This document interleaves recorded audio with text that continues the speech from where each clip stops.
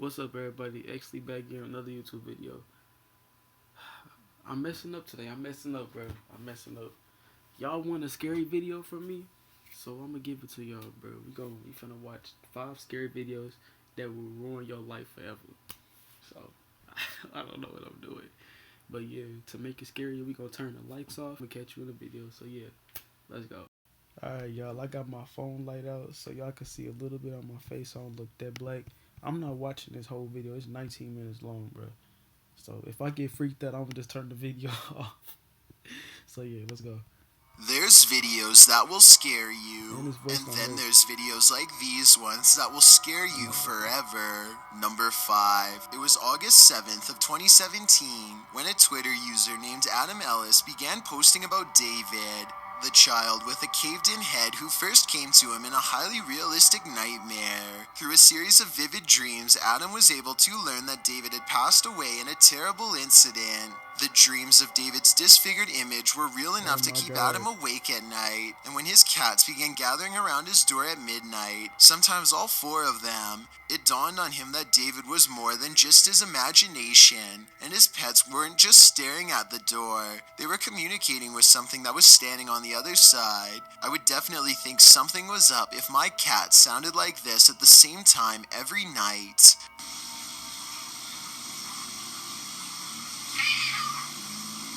Nope. And then it moves even closer. Cats are supposed to be very in tune with the supernatural, and since this is always at the front door, it looks like David is trying his best to move in. They got it right The there. bad dreams and the midnight visits continued for the rest of the month, without abating, but only when Adam went on a business trip did the paranormal routine really ramp up. He installed a home camera system to watch his cats while he was gone, but instead he unexpectedly ended up using it to watch David. Apparently the spirit had taken the opportunity to claim his apartment as its own while he was gone, as evidenced by what you're about to see next. On August 28th, 2017, he recorded a live feed as a green chair rocks back and forth with nobody in it. It couldn't have been an open window because he closed them all before he went on the trip. Then as soon as the chair stops moving, the turtle shell falls behind the bookshelf for no reason at all, or at least none that he was wanting to acknowledge at first. David is too scared to think straight, so he puts his phone away and forgets about it for the rest of his vacation. Either one of these incidents would be weird by itself, but both in rapid succession seems too much of a coincidence to me. The madness continued until one night in October of 2017, David came out of Adam's dreams and to the window. The picture shows the faintest image of a child staring back at him. You can barely see it, but Adam says it's him, David, and if you still don't see it, a Twitter user enhanced the picture for a better look.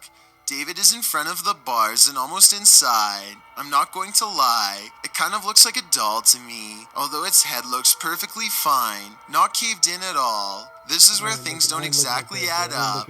On November 6, 2017, he says David appeared in his apartment and made him feel paralyzed, but at the same time he could move his hands enough to grab his phone and take a picture. David is supposed to be crawling towards him, but somehow, despite the limited use of his hands, he manages to take a series of perfectly centered photographs, and 2 of the pictures are at different heights, so I guess Adam was paralyzed but somehow able to sit up.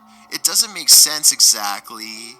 Still, nevertheless, having someone peeking through your bedroom window is certainly a nightmare. It's years later and he still says that this is all real.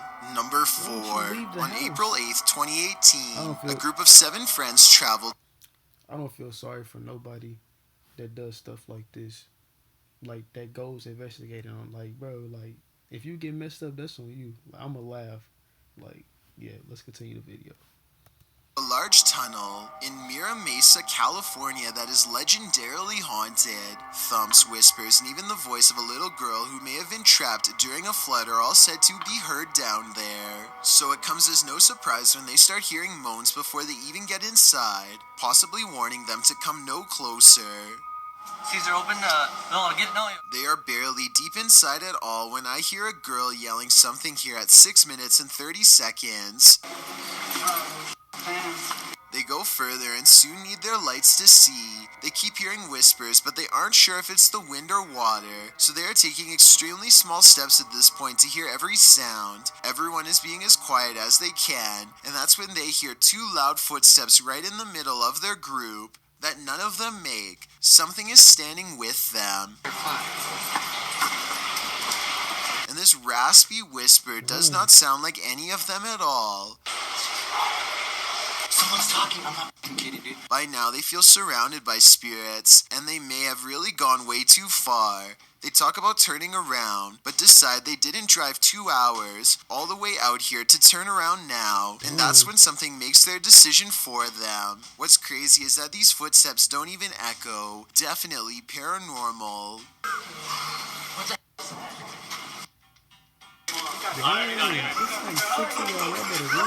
The group goes running back, but even though they are terrified, they can't resist going a little further and seeing what's ahead of them one last turn. That's when they find an overhead pipe that is essentially small and slimy, and their light explorers above. I think they might finally see a spirit here at 2 minutes and 38 seconds. It looks almost like it's wearing an old helmet of some kind, or maybe it was just his light bouncing off the walls. He returns the next month on May 9th with different friends and even higher expectations than before. Expectations that are met and exceeded. Voices again greet them at the entrance, and you can hear a girl's voice really clearly here after he's finished talking about how scared this place makes him. Really dark right now. I'm scared. Oh my god, so can you flash a light in front of my face? It's too dark.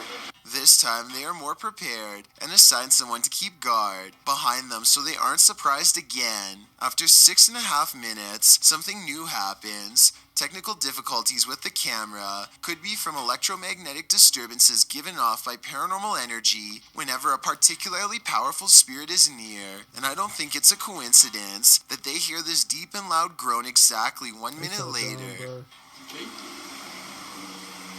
That is so dumb. I told you I wasn't kidding, dude. Stupid, bro. They are all getting really scared at this point, so they grow quiet and press on. They reach the same part of the tunnel where they heard running footsteps before, and again hear something in front and behind. Scared of the water to surprise. Okay, now we heard it from both sides. Alright, let's go. Not wanting to join the ranks of the spirits below, they quickly get out of there before anything more serious happens. I think at this point, after watching two different group of friends, going from skeptical to scared out of their minds, we can definitely conclude that the Mira Mesa Tunnel is beyond haunted. Both videos don't have a lot of views despite being more than a year old, so the fact that he would drive 2 hours to visit the place again says to me that he is doing this because it's genuinely haunted instead of trying to make a viral video. All in all, there's over half an hour of raw footage between the two trips that's worth taking a look at. There really are too many paranormal moments for me to cover in one countdown. Number 3. Hey, y'all, look, we finna go to number 1. Because since the video, like, I don't want the video to be, like, that long. So we just gonna go straight to number 1, see what the scariest one is. Alright, y'all, we at number 1. Let's go. 3 minutes. Come on. 1. Parker and Chester of a paranormal YouTube channel called Life of Luxury go to investigate the residence of Jennifer, a woman who has been living by herself for weeks in her parents' winter home. Only recently has she begun to hear something rustling underneath where she sleeps, an angry thumping noise, like something trying to break out from beneath the floorboards.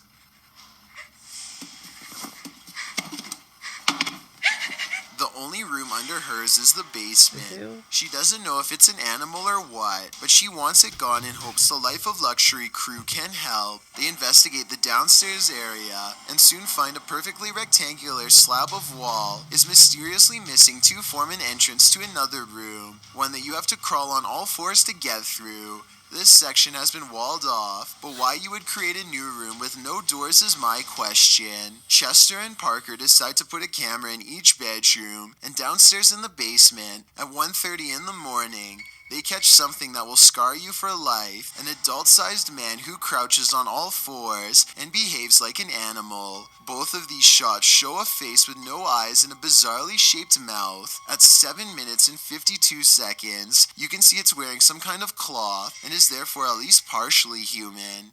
It clangs around downstairs for a bit and then goes back to its corner. On the second night, it comes out of its hiding spot again, and this time you get a much better look at its face here at 2:43 a.m. Look at this image. It doesn't look like a mask, and again I see no eyes. The mouth looks way too wide and all of its teeth are gone. Earlier that day, Chester and Parker sealed off its exit, and it became enraged. It bangs the solid piece of wood with all its might. It appears he feels no pain, and when that doesn't work, it claws its fingernails against the surface, again feeling nothing at all, howling like a wild animal.